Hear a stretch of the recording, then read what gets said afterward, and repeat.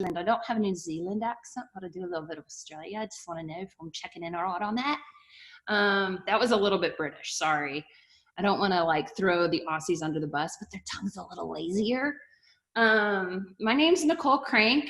I am a pastor of faithchurch.com. We have 4 churches in St. Louis, 2 churches in West Palm Beach, Florida. I am a TV host. I have a TV show called The Nicole Crank Show that's here in the US on probably 4 or 5 different networks. It's on the Victory Network, Faith TV Network, Life Network for Women, America's Voice Network. I think there's another one. We're on TV Norway, TV Sweden, Faith TV in Africa. We're in the UK, Scandinavia. So I do that. I'm an author. I've written Hi God, It's Me Again. I think the book you guys have been studying is Hi God, One More Thing.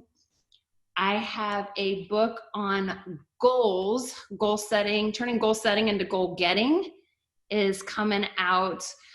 For my circle of friends, we're going to start making it available in September. And at our women's event, we're going to make it available in September. Everybody else is going to get it in December. It's a 5-step to actually stop setting goals and start getting goals. And hello, I think this crew is all about goal getting. If you're all about goal getting, say me, because I want to know who I'm talking. Yeah, there we go. I want to know who I'm talking to today. So have that coming out. And then next year, I have a book coming out in June that is my story. The whole book is written. They just haven't figured out how to title it. I'd love to bounce this off of you guys. I'm thinking about the title, A Broken Girl's Survival Guide to Living Your Dreams. What do you think? And don't worry about hurting my feelings. Type yes if you would buy that title.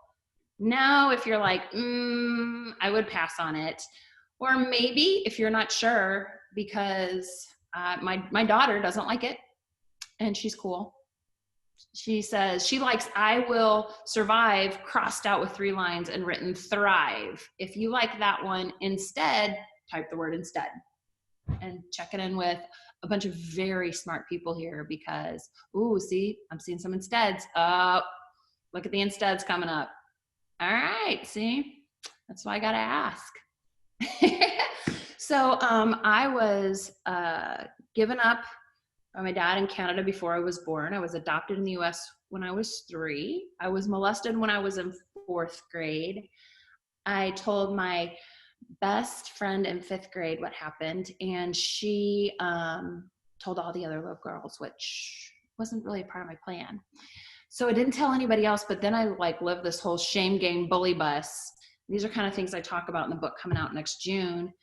In 8th grade, I was raped, and then we moved. Didn't tell anybody about the rape because of what happened and how bad I got bullied. Because I was in this little country town. Anybody country?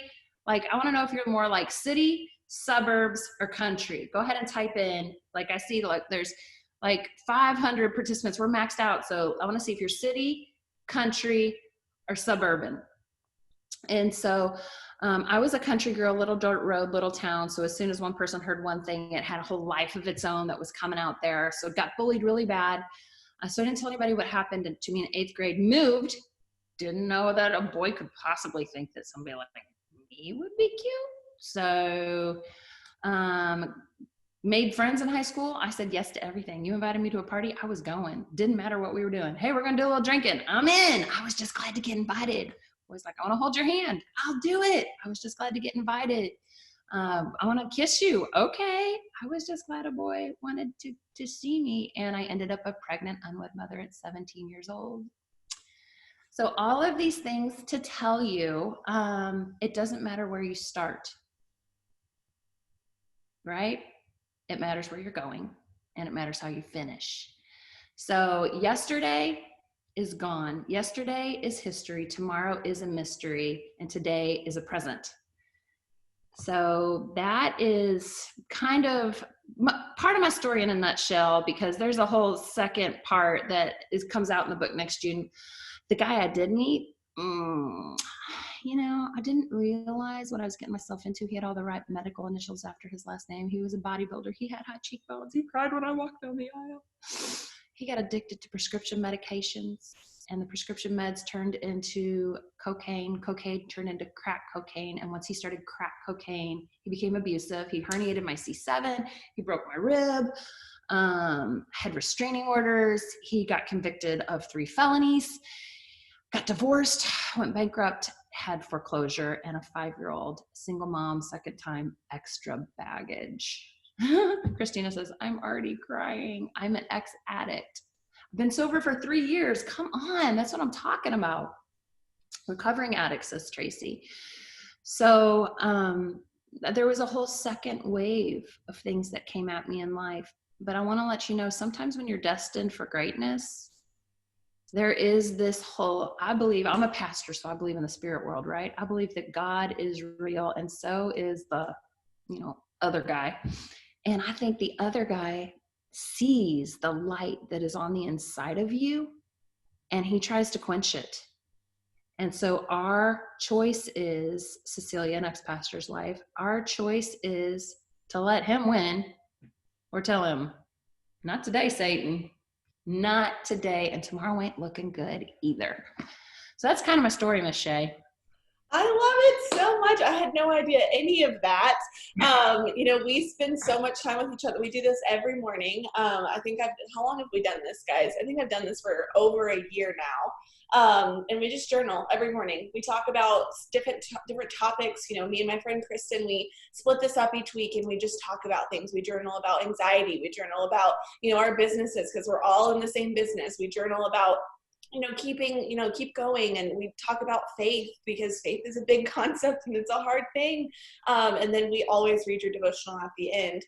We started that when I got it a few months ago, and it's changed everything because it allows you to have the hard conversations that you talk about. So I know that you kind of had some things that you may have wanted to talk about. You could honestly just sit here and just talk for however long, and we would just sit here and listen. But did you have anything specifically like on your heart that you wanted to talk about this morning with everybody?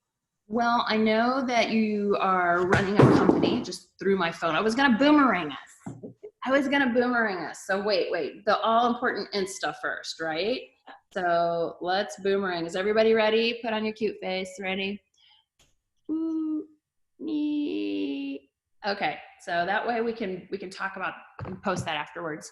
But I know you guys are in a company, and a part of my story is that I left out is my experience in the corporate world before I started pastoring. And when I was in the corporate world, I was in telecom sales back in the day when that was a super profitable industry. And in my best months, I made $100,000 a month in sales. So since you guys are a sales organization, who would be interested in making $100,000 a month? Say amen. Yes. Okay. So knowing that, we can talk about a couple of different things. I'm developing my whole goals series talks that I'm going to start doing next December. And I'd love to come back with you guys and maybe share one of those with you next December. But for today, I was thinking maybe we could talk about how to make decisions. What do you think of that, Shay? I think that is perfect, because we all do that every day in this business. And one of the biggest decisions you have to make, so I've seen Shay, the way Shay and I connected, I saw her posting about the book, the Hi God, One More Thing book that came out like just as COVID showed up, and so did my book at the same time, which always stinks. You can get it on Amazon if you want to get it tomorrow. I'm doing a 7-day Bible study. Today was day 3. So I'm just doing 7 days. Tomorrow morning is day 4. If you order it on Amazon Prime today, you probably won't get it by tomorrow morning, but you could do day 5, 6, and 7. You can get it for free on my website, NicoleCrank.com/free. If you get it on the website, you do have to pay shipping. But we have generous people, and then we've developed a circle of friends that allows us, I do a coaching and mentoring group, but the circle of friends allows us to keep giving the book for free. All you have to pay for is shipping. Jasmine's got it on audio. So I saw you guys have been posting about it a lot. So if you have the book, turn to page 233, because it talks about making decisions. And then everybody who, I don't know if y'all were a part of our women's conference we just had or not, but everybody, including our virtual ticket holders, got this workbook. for free. So what I'll do after this is I will take pictures of these pages. I'll post them on my Insta story, my Facebook story. So if you don't have it, don't freak, don't panic. I'll post it. You know what? Matter of fact, I'll post it right now. Do you want me to post it right now? If you want me to post it right now, say yes. That way you won't miss a thing. It's just going to take me 1 second. I got to shout out Savashay real quick before I post this. Say, and 500. What's your company tag? You should just be able to type in "it works" in one word, and it should pull up our headquarters page. It works HQ? Yes. All right. It works HQ. Tagging them. Cool. Okay.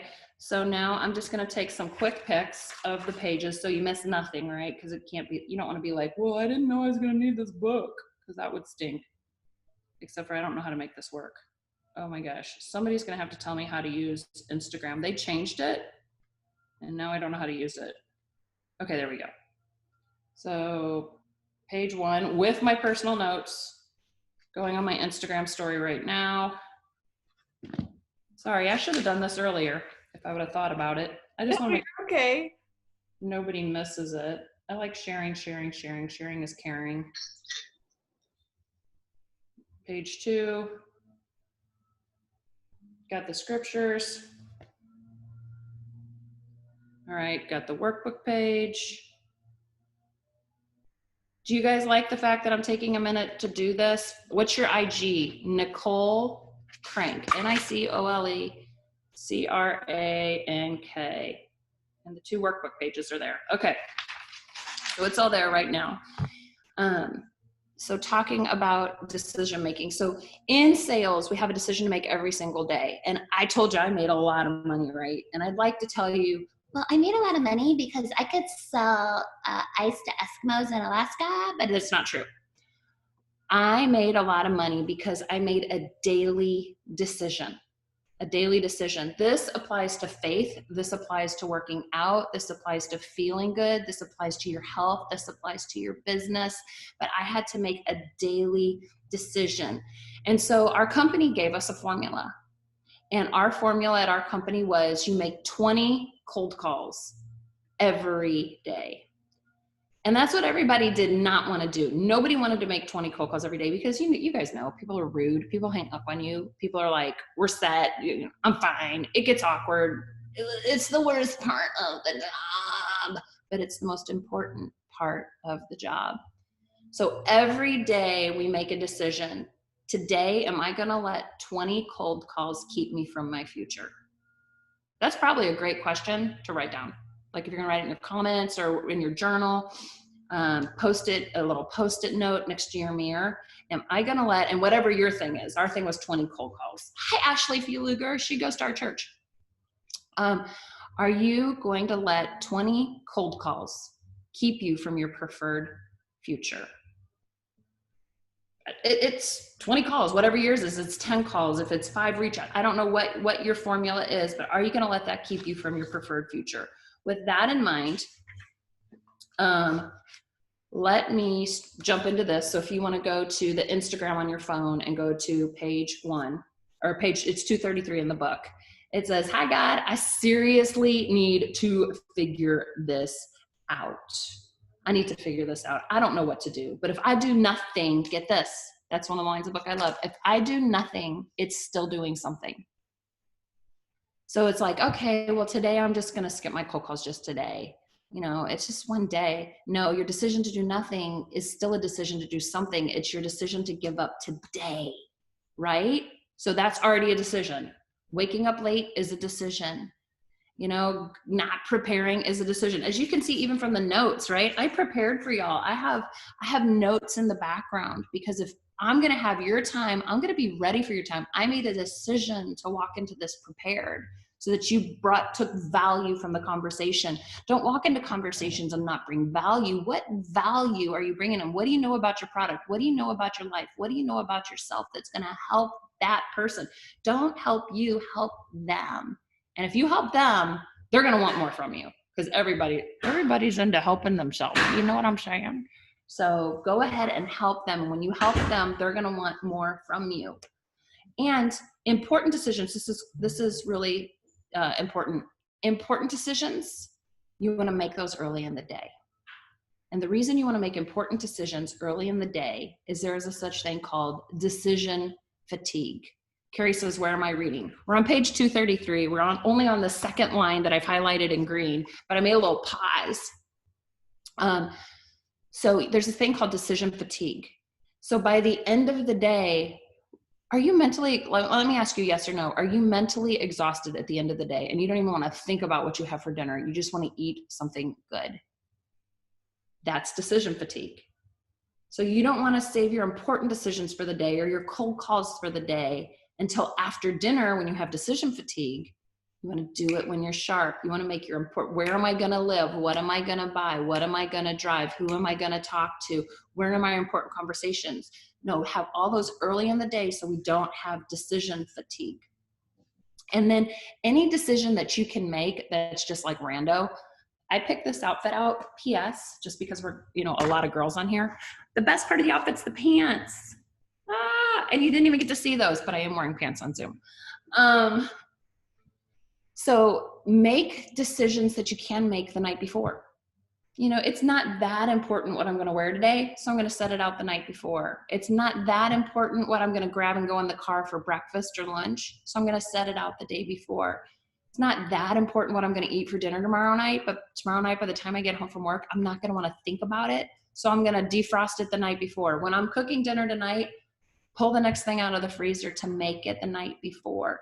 So making those little decisions that don't really matter at the end of the day, so you wake up fresh and you can really focus. Is this helping you? Yes or no? Okay.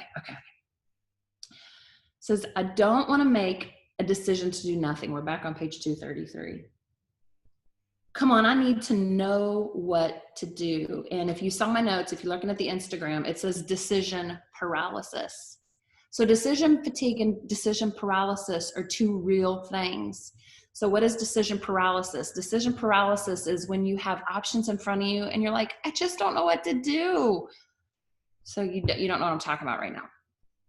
You've got a menu in front of you and you're looking at the hot wings and you're looking at the chicken fettuccine Alfredo, and you cannot decide for the life of you what you're going to have. What is this? This is decision paralysis. You've got a whole closet full of clothes. I want to know if this has happened to you. Say me if this has happened to you. You have a whole closet full of clothes and you walk in your closet and you go, I don't have anything to wear.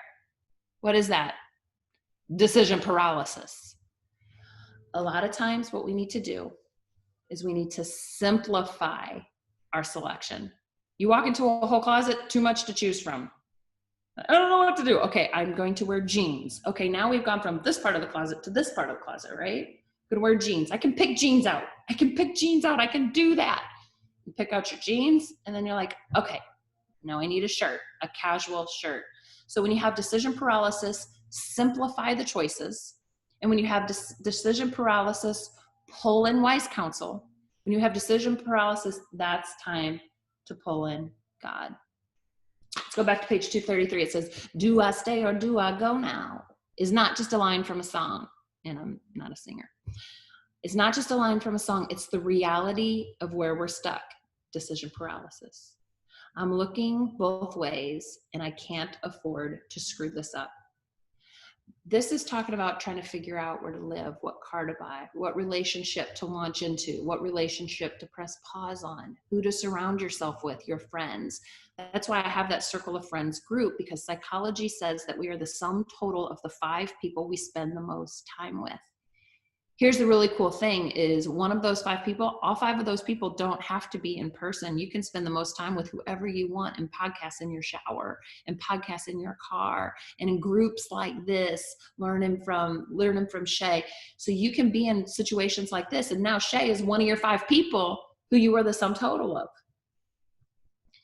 Do I stay or do I go? I'm stuck. I'm looking both ways. I can't afford to screw this up. I know I make a million decisions every day without checking in with you. Some of them are easy because ain't no way I'm doing that. Hello. Emotional decisions are easy, except I've lived to regret a lot of those. Actually, the thing I don't want to do in the moment is usually the right thing. Let me ask you a question.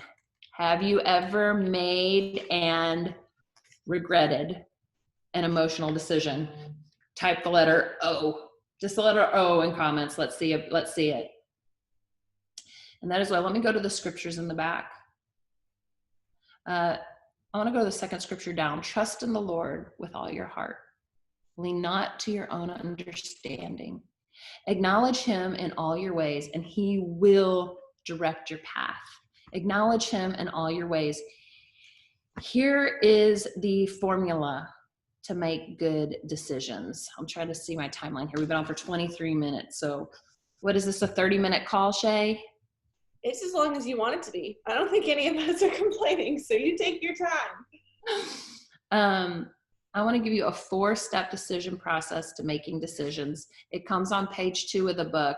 And what I want to tell you is, if you have this book, don't read it too fast, because I write conversationally and I talk conversationally. That's why I'll say something in conversation and I'll say, hey, you might want to write that down. Like, if I do nothing, it's still something.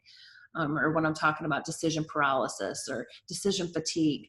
And the formula to make decisions is on the second page on the first line. And you can read right through it if you go too fast, but I don't want you to miss it. So read it with a pen, read it with a highlighter. So the first thing is pause. I'm going to skip ahead and then we're going to go back. Pause, especially when it comes to emotional decision making. We need to pause. And here's 4 words that I would say at church to say. I would say, Holy Spirit, help me. Because here's the thing, since I see a lot of women on here, I'm going to talk to women for a moment. And I would say one of our, let's be honest, excuses, I know you don't want to hear that word, but one of our excuses is, I'm a strong woman, so I just need to say what I feel. And I would challenge that. I see comments have completely halted because nobody wants to hear this.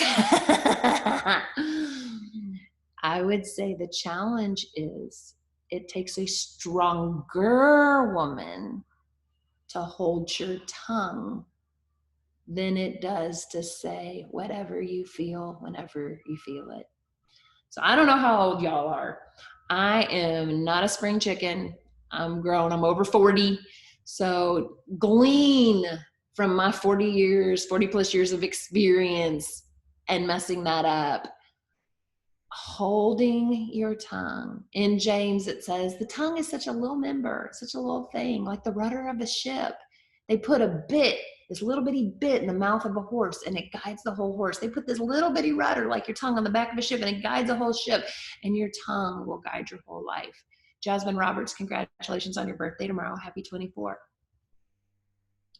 So let the emotion of a moment pass before you make a decision. Pause. Step 1 of making decisions, pause. When you're ticked off, do not quit your job. Never, never, never. When you're ticked off, go home. Go home, pray, work out, punch a punching bag, don't punch your spouse, eat some comfort food, relax, think it through, call some wise counsel, do what we're saying, pause, right? Do not quit your job when you're mad.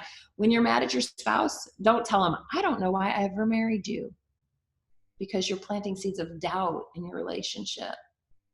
When you're in a fight with your friend, anybody you spend time with, you're going to disagree with at some point. So don't look at your friend and go, I don't even know why we're friends, because they're going to start wondering, well, why are we friends? And chances are we're going to get over it, but now we've planted seeds of doubt in them. So maybe you want to write this in your note. The thing that you want to do in the moment is usually not the right thing. This is when you're emotional. I get so emotional, baby, every time I think of you. Not all the happy emotions, all the mean, mad emotions. The thing you want to do in the moment is usually not the right thing to do. So we pause. Everybody say pause. We pause. We ask the Holy Spirit. And we trust in the Lord with all our heart. We lean not into our own understanding. We acknowledge him in all our ways, and he will direct our path. Proverbs, that is Proverbs 3, 4, 5, and 6. Proverbs 2, verse 6 in the Passion Translation says, wisdom is a gift from a generous God. There is nobody more generous than God, and he's got boatloads of wisdom. It says every word he speaks is full of revelation, and he becomes a fountain of understanding within us. Why do we pause? We pause and say, help me, Holy Spirit. We pause and we say, help me, God. And just for those people who are non-believers, let me say this. Pause and ask this question. Is this decision gonna help me or hurt me? Is this decision gonna help me or hurt me? Because that's what we need to know. So we pause. Let's finish page 1. There's only 2 pages, so it's not that long. This book was designed, it's 60 topics of how to talk to God about the tough stuff. So there's topic like as basic as I'm mad and I'm embarrassed. There's things, the dream delay when the dream isn't coming. I can't fix it. I don't want you to see me right now. The mess. I don't want to wait. Wrestling with God. I don't have time. When I feel weak. I feel lost, complain and remain. Does anybody else even see me? I know all about that. Pressure, long time no see, joy, jealous. I hit the wall, running on empty. So here's all these topics. They're made to read out loud. They start in the pain and they take you to the promise.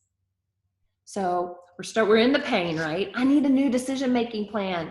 When I need to know something, I'm not going to go with what I know. I see where that's gotten me. And trust me, you guys heard a little snippet of my testimony, right? So you see where I got me, but God. I'm going to lean into you and we're on page 234 now. Ready? I'll pause. Well, let's pause. And let's go to the workbook. So that was the 4th post in my Insta story. And it says, I need to make a decision. Have God, I've made my list of pros and cons.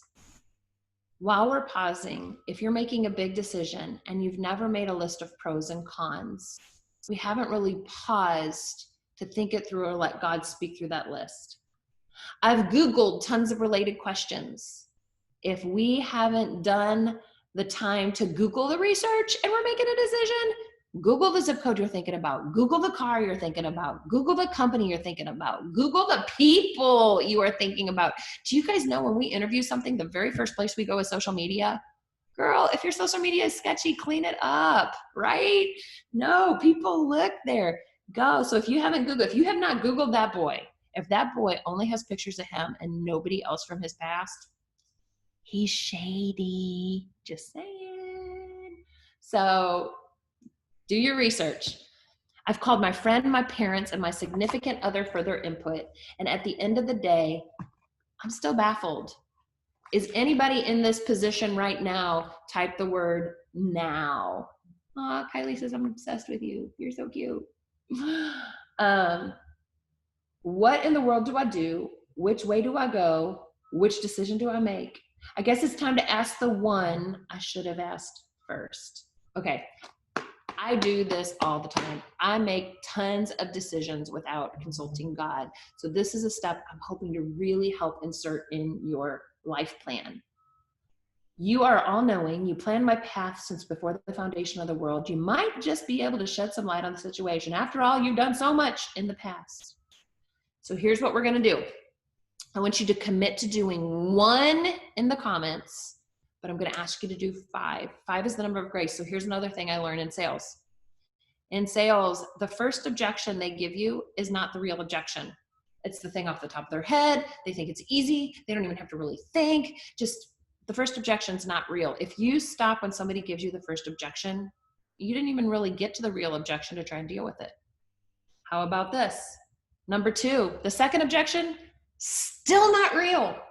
If you stop on the second objection in sales, you still have not dug down to the real reason that they can't, won't, don't want to, or they're still trying to figure it out. It's objection number 3. When you get to that third objection, you've gotten rid of, I don't have time, I don't have the money, I don't know how to social, I don't know. down to number 3, now we're getting real. If you can deal with objection number 3. So that's why in the workbook, I have you write 5 things, because you're going to start scribbling. Thing number 1, thing number 2, ain't real yet, even with you. You're not even real with yourself. Once you have to start thinking, so here's what we're thinking about. Write at least 1 in the comments. You're welcome to write more, but I want you to write 5 on a piece of paper. It says, I remember, God, when you helped me make a decision on. Why do we do that? Because when we remember what God has done for us in the past, it gives him glory. It's a form of praise. And another teaching I do is praise always comes before the problem. When you want to come through something, you praise your way out. We don't cry our way out. We don't force our way out. We don't aggravate our way out. We don't think our way out. We don't strategic our way out. We praise our way out. So God, I remember when you helped me make a decision on. So, somebody ordered the VIP bundle. Thank you for doing that.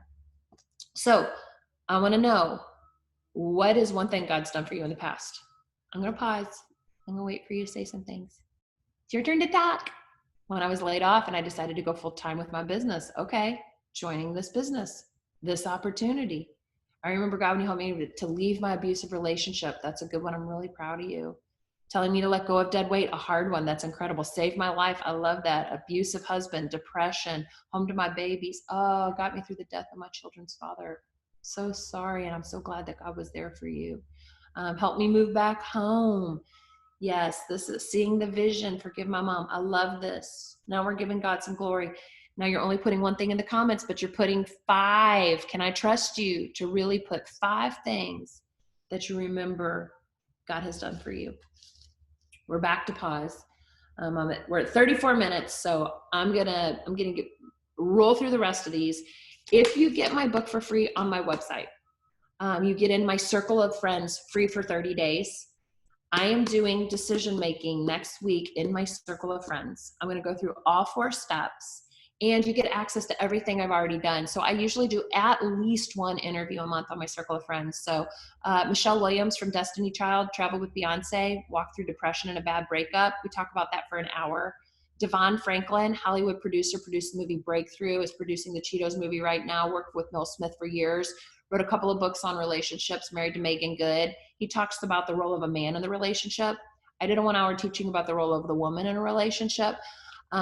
Lisa Bevere, not sure if you're familiar with her, talked about being a lioness. Taylor Madu, who is awesome, talked about her testimony, what she walked through, and how she got caught. The one with Kira Sheard, where she talked about being broken up with and breaking up with people, being single in relationships. So yeah, did Kira Sheard, who's the #1 gospel artist right now, dethroned Kanye from that 6-month title.